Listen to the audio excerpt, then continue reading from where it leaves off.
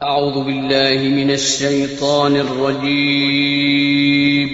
پناہ مانگتا ہوں میں اللہ کی شیطان مردود سے۔ بسم اللہ الرحمن الرحیم شروع اللہ کا نام لے کر جو بڑا مہربان نہایت رحم والا ہے۔ اعوذ باللہ من الشیطان الرجیم بسم اللہ الرحمن الرحیم وأرسلنا الرياح الواقح فأنزلنا من السماء ماء فأسقيناكموه وما أنتم له بخازنين وإنا لنحن نحيي ونميت ونحن الوارثون وَلَقَدْ عَلِمْنَا الْمُسْتَقْدِمِينَ مِنْكُمْ وَلَقَدْ عَلِمْنَا الْمُسْتَأْخِرِينَ وَإِنَّ رَبَّكَ هُوَ يَحْشُرُهُمْ إِنَّهُ حَكِيمٌ عَلِيمٌ وَأَرْسَلْنَا الرِّيَاحَ اور ہم نے بھیجی ہوائیں لواقح بھر دینے والی فَأَنزَلْنَا مِنَ السَّمَاءِ مَاءً پھر ہم نے اتارا آسمان سے پانی فَأَسْقَيْنَاكُمُوهُ پھر ہم نے پلایا تمہیں وہ پانی وَمَا أَنْتُمْ لَهُ بِخَازِنِينَ اور نہیں تھے تم اس کو جمع کر سکنے والے وَإِنَّا لَنَحْنُ نُحْيِي وَنُمِيتُ اور بے شک البتہ ہم ہی زندہ کرتے ہیں ونمیت اور موت دیتے ہیں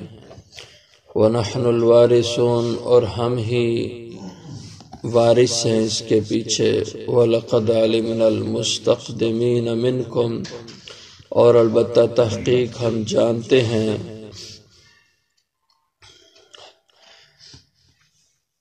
المستقدمین منکم جو پہلے ہو چکے ہیں تم سے وَلَقَدْ عَلِمْنَا الْمُسْتَأْخِرِينَ اور البتہ تحقیق ہم جانتے ہیں بعد میں آنے والوں کو وَإِنَّ رَبَّكَ اور بے شک تیرا رب هُوَ يَحْشُرُهُمْ وہ ان کو جمع کرے گا اکٹھا کرے گا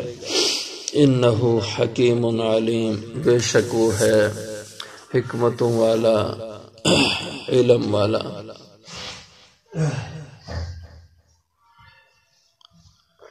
اللہ جل شانہ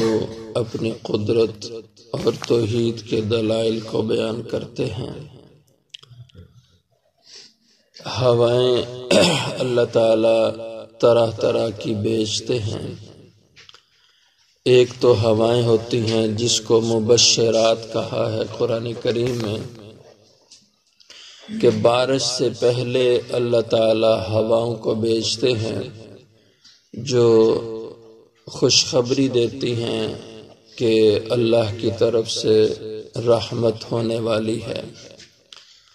اور دوسری قسم کی ہوائیں ہوتی ہیں جو بادلوں کو اٹھا کر کے لاتی ہیں اور تیسری قسم کی ہوائیں وہ ہوتی ہیں جو بکھرے ہوئے بادل ان کو جمع کرتی ہیں تہ بتہ کر کے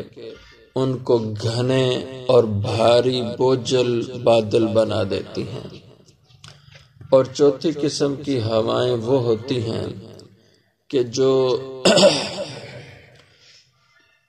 پھل والے درختوں میں پھول والوں میں وہ پھل پیدا کرتی ہیں اور ان ہواؤں کی وجہ سے جو مادہ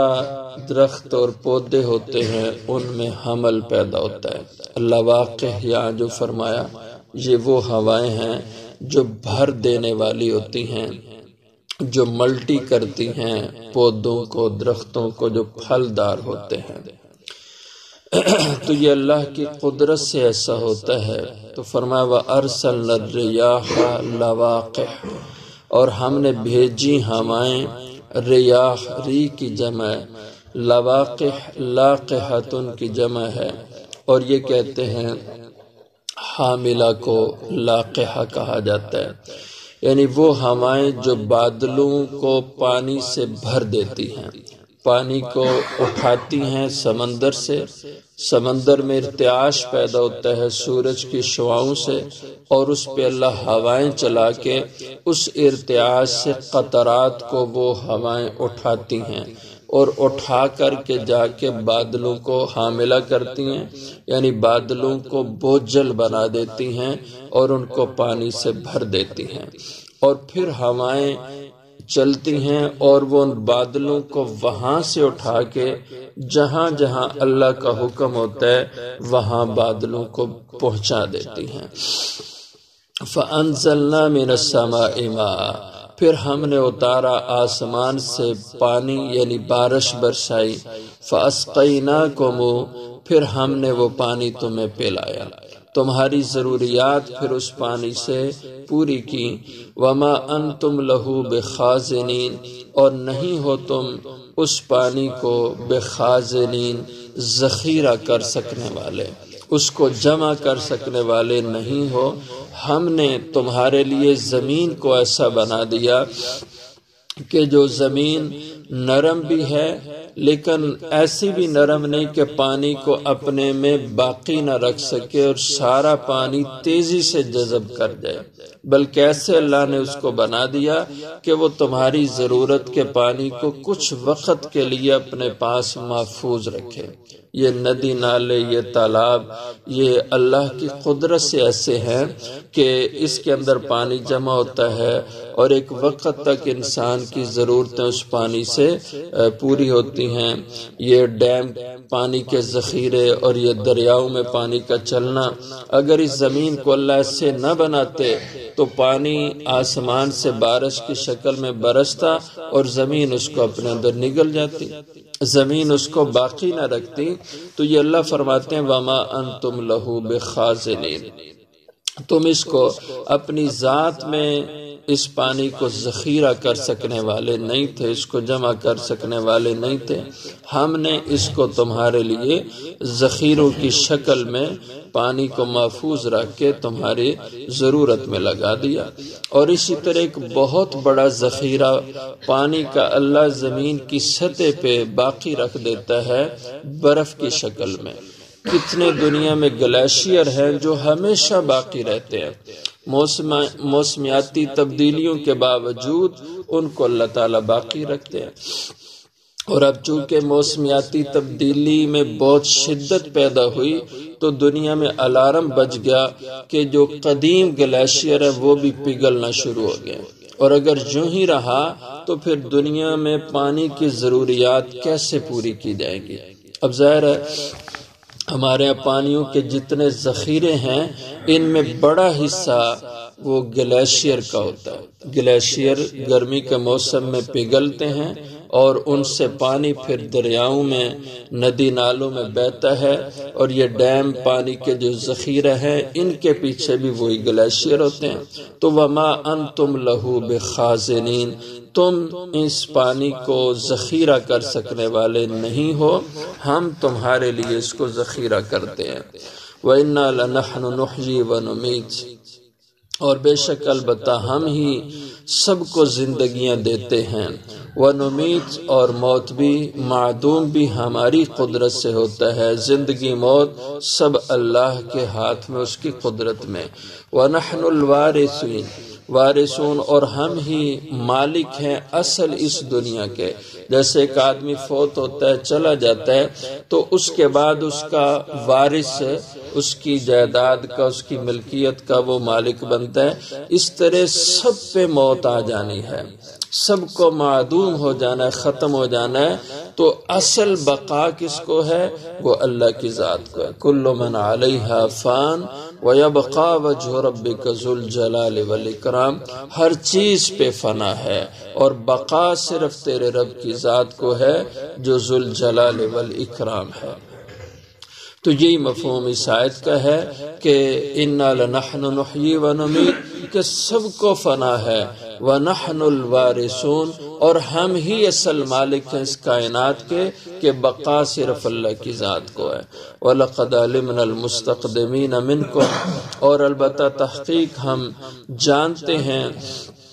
پہلے گزر جانے والوں کو تم میں سے، یعنی آج تک جتنی انسانیت ہوئی ہے سب اللہ کے علم میں ہے۔ وَلَقَدْ عَلِمْنَا الْمُسْتَأْخِرِينَ، اور البتہ تحقیق ہم جانتے ہیں پیچھے آنے والوں کو، جو بعد میں قیامت تک آنے والے ہیں، سب یہ بھی اللہ کے علم میں ہیں۔ اس میں اللہ کے علم کی وسعت کو بیان کیا ہے، اس کا علم وسیع ہے، اس کا علم محیط ہے۔ یہ دونوں مضمون قرآن کریم میں موجود ہیں کہ واسع علیم، اللہ بہت وسعت علم والے ہیں، اور اللہ جل شانہ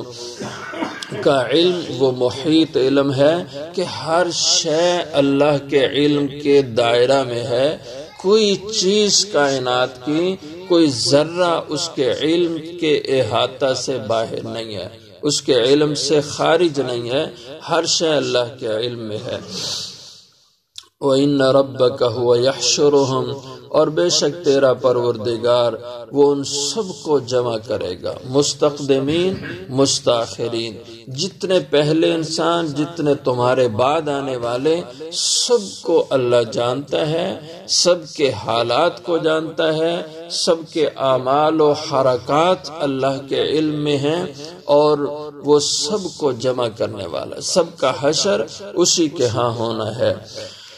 اور حضور اکرم صلی اللہ علیہ وسلم کی حدیث مبارکہ، آپ صلی اللہ علیہ وسلم نے فرمایا کہ جیسے تم زندگیاں گزارو گے ویسی تمہاری موتیں آئیں گی۔ زندگی اچھے راستے پہ تمہاری چل رہی ہے، تم دین کے ساتھ، عبادات کے ساتھ زندگی گزار رہے ہو، تو اسی عبادت اور دین پہ موت آ جائے گی تمہاری،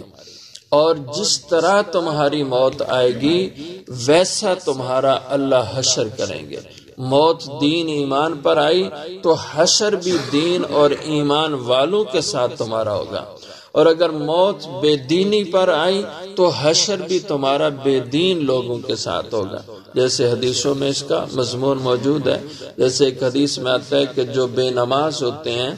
اور ان کی اسی بے نمازی ہونے کے حال پہ موت ہوتی ہے، تو قیامت کے دن ان کا حشر فرعون، حامان